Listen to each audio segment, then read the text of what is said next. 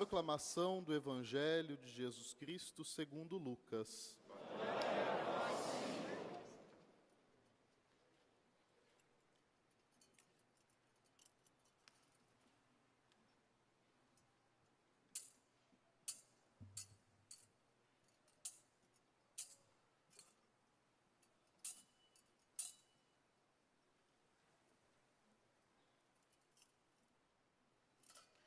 Naquele tempo, Jesus veio à cidade de Nazaré, onde se tinha criado. Conforme seu costume, entrou na sinagoga no sábado e levantou-se para fazer a leitura. Deram-lhe o livro do profeta Isaías. Abrindo o livro, Jesus achou a passagem em que está escrito: O Espírito do Senhor está sobre mim, porque Ele me consagrou com a unção, para anunciar a boa nova aos pobres. Enviou-me para proclamar a libertação aos cativos e aos cegos a recuperação da vista, para libertar os oprimidos e para proclamar um ano da graça do Senhor. Depois fechou o livro, entregou-o ao ajudante e sentou-se. Todos os que estavam na sinagoga tinham os olhos fixos nele. Então começou a dizer-lhes: Hoje se cumpriu esta passagem da Escritura que acabastes de ouvir. Palavra da salvação.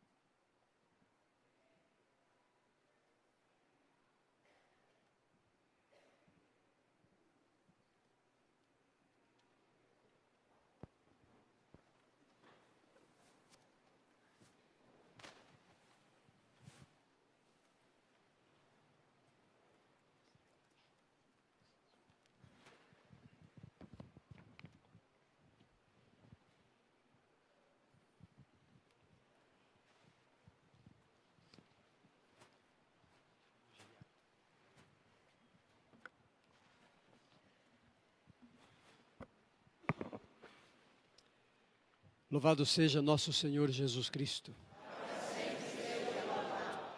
Queridos irmãos e irmãs, caríssimos padres, querido Dom Gilberto, que hoje nos acompanha, como sempre, diáconos, seminaristas, religiosos, religiosas, querido povo de Deus.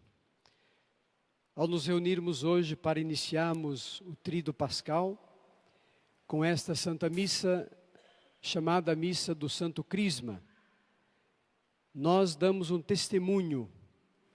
A igreja é um corpo, e como São Paulo diz, um corpo formado por tantos membros diferentes, para ser um corpo com membros diferentes, e cada membro contribuindo para que o corpo todo possa existir como corpo. Nós não somos um único membro, somos vários membros deste único corpo que é Cristo nosso Senhor.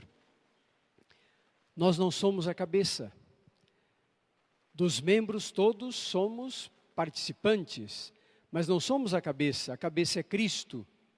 É Ele que nos inspira e nos ajuda a continuarmos dando o testemunho deste corpo que vive, anuncia, testemunha e se entrega para a glória de Deus, o nosso Pai. Queridos irmãos e irmãs, a igreja hoje, com esta Santa Missa, apresenta aquilo que nós buscamos viver no dia a dia, A comunhão na igreja não é uma ideia e nem é comunhão de ideias. Isso, as ideias nós temos hoje, amanhã não temos mais. Mas é uma comunhão de vida, de compromisso pessoal. Também nós não somos um aglomerado disforme, confuso. Nós somos um corpo que se organiza, que vive, que se apresenta e é visto por todos, admirado por todos e se torna referência para todos. Tomemos o evangelho que ouvimos hoje.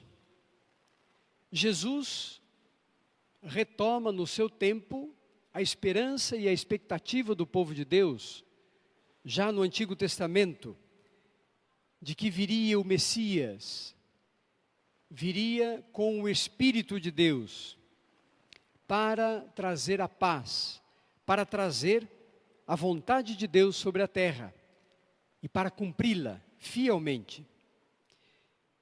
Nosso Senhor, na sinagoga, no lugar de oração do seu povo, anuncia a palavra do profeta, e esta palavra é uma palavra firme, forte. O Espírito do Senhor está sobre mim. E nós precisaríamos compreender naquele tempo a força desta afirmação de Jesus. O Espírito do Senhor está sobre mim. Nós, às vezes, tomamos esse trecho da Sagrada Escritura para tantas coisas, para as ordenações, para os encontros, para as solenidades. O Espírito do Senhor está sobre mim. Mas será que nós confiamos de fato nisso, acreditamos nisso verdadeiramente? Ou apenas é uma palavra vazia que nós repetimos, uma palavra protocolar, uma palavra solene, mas ela tem a ver com a nossa vida, com o nosso testemunho diário? Nós nos deixamos orientar pelo Espírito de Deus? O Espírito do Senhor está sobre mim. Esta certeza de que o Espírito de Deus está sobre mim, me leva a agir segundo o Espírito de Deus. E o meu agir, o meu querer, o meu fazer, deve ser preenchido desse Espírito. Nosso Senhor Jesus Cristo anuncia as coisas boas, aquilo que estava no coração do povo de Deus, na expectativa, na esperança do povo de Deus.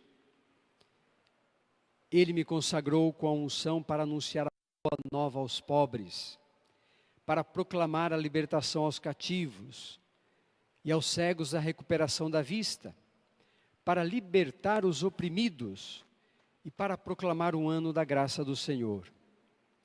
E aqui, queridos irmãos e irmãs, nosso Senhor Jesus Cristo diz uma palavra forte para o seu tempo e para a história da humanidade. Hoje se cumpriu esta passagem da Escritura que acabastes de ouvir. Já está cumprido em Jesus Cristo. Nós não vamos imitar Jesus Cristo. Não somos deuses, nem queremos ocupar o lugar de Deus. Somos servidores de Deus. Servidores daquele que veio para dar a sua vida por nós. Nós somos apenas servidores. Nos coloquemos, portanto, cada um de nós no nosso lugar. Sejamos, antes de tudo, criaturas. Depois, homens e mulheres. E, por fim, servidores do Evangelho. Homens e mulheres que servem a Deus, anunciando o Evangelho com a própria vida, com a palavra, os gestos e o testemunho. Vivamos de modo intenso esta palavra que nosso Senhor diz. Naquele tempo, no seu tempo, se cumpriu a passagem da Escritura que acabastes de ouvir. A cada vez que nós ouvimos esse trecho do Evangelho, nós deveríamos nos reportar àquele primeiro momento. Nós sabemos depois as consequências deste anúncio de Jesus. Jesus foi expulso da sinagoga, foi perseguido, mais do que já era, e queriam matá-lo, porque ele se colocou no lugar de Deus, mas nós cremos que não. Jesus não se colocou no lugar de Deus, Jesus é Deus, e se não fizesse isso, estaria sendo incoerente com a sua missão, Deus não é incoerente consigo mesmo, por isso Jesus não fez diferente. A missa que hoje celebramos, queridos irmãos e irmãs, é um sinal pequeno desta coerência daquilo que cremos e daquilo que vivemos. A missa crismal, que concelebramos hoje com os presbíteros da nossa arquidiocese, é um sinal pequeno, mas um sinal vigoroso, um sinal que ultrapassa a história. Nessa missa nós vamos abençoar o Santo Crisma, vamos abençoar o óleo dos catecúmenos, o óleo dos enfermos. Para quê? Para possibilitar que os sacerdotes cumpram com o seu ministério no meio do povo de Deus.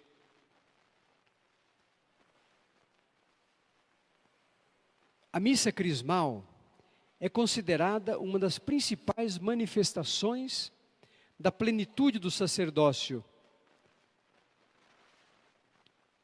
vivida na pessoa do bispo, com o presbitério e com toda a igreja particular. É também um sinal da estreita união dos presbíteros entre si, com o bispo e com o povo de Deus. A missa crismal é quase, diz um autor sagrado antigo, é quase uma epifania da igreja, é quase a manifestação completa da igreja. Corpo de Cristo, organicamente estruturado, que nos vários ministérios e carismas exprime pela graça do Espírito Santo os dons nupciais de Cristo à sua esposa peregrina no mundo. Esta nova imagem, fisionomia da igreja, atribuída pela reforma pós-conciliar a esta missa, deixa ainda mais evidente o clima de uma verdadeira festa do sacerdócio ministerial no interior de todo o povo sacerdotal. E orienta a atenção em direção a Cristo, cujo nome significa consagrado por meio da unção. E nosso Senhor disse isso hoje no Evangelho: o Espírito do Senhor está sobre mim, e eu fui consagrado, enviado, ungido. A bênção dos olhos, queridos irmãos e irmãs, como o ar, a água, a luz, pertence àquelas realidades elementares do planeta, do cosmos, de todo o universo. Realidades elementares, mais fundamentais, que melhor exprimem os dons de Deus Criador, Redentor e Santificador. Este óleo de oliveira é substância que cura, é substância aromática e é substância que produz o convívio entre as pessoas. Cura as feridas, perfuma os membros, prepara a mesa. Esta natureza do óleo é assumida no simbolismo bíblico e litúrgico e é carregada de um particular valor para exprimir a unção do Espírito que cura, ilumina, conforta, consagra e penetra de dons e carismas todo o corpo da igreja. A liturgia da bênção dos olhos que vamos realizar explicita, traz para fora este simbolismo primordial e precisa, ou seja, deixa claro o sentido sacramental. Do mistério pascal, coração e centro de toda a história da salvação, brotam os sacramentos e os sacramentais, que significam e realizam a unidade orgânica de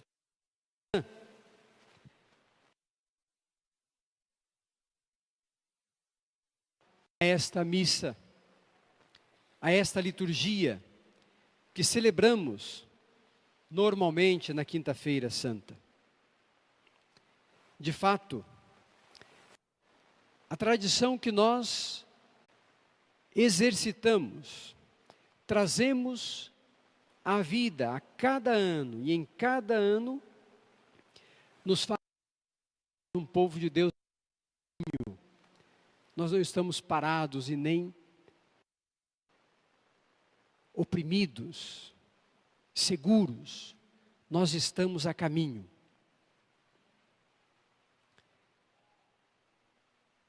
Também hoje, os presbíteros, nesta Santa Missa, renovam as promessas sacerdotais. E isso é realizado exatamente na Missa do Crisma, porque é a igreja toda que se compromete.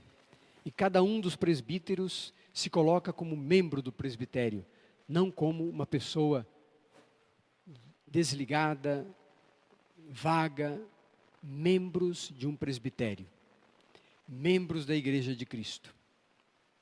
Estas promessas sacerdotais sublinham especialmente o mistério da Igreja como sacramento de Cristo, que santifica toda a realidade e as situações da vida. Eis porque, queridos irmãos e irmãs, juntamente com o crisma, são abençoados também o óleo dos catecúmenos, para aqueles que lutam para vencer o espírito do mal, em vista dos compromissos do batismo, e o óleo dos enfermos, para a unção sacramental daqueles que na doença cumprem em si aquilo que falta à paixão redentora do Cristo. Deste modo, da cabeça se difunde em todos os membros da igreja e se expande no mundo inteiro o bom odor do Cristo. Queridos irmãos e irmãs, tomemos estas palavras que ouvimos da Sagrada Escritura. Ele me consagrou. E hoje se cumpriu esta passagem da Escritura. Nosso Senhor Jesus Cristo é o princípio, o meio, a história, os acontecimentos e a finalização dessa mesma história. É o alfa e o ômega. Por Ele e nele nós nos santificamos. Por Cristo e em Cristo, nós nos tornamos discípulos e com Ele anunciadores da boa nova do reino. Por isso, queridos irmãos e irmãs, a igreja ensina em várias circunstâncias que todos nós, ao ouvirmos quando os presbíteros renovam as promessas sacerdotais, ao ouvirmos aquelas palavras, nós também nos comprometemos com todos eles, com cada um deles.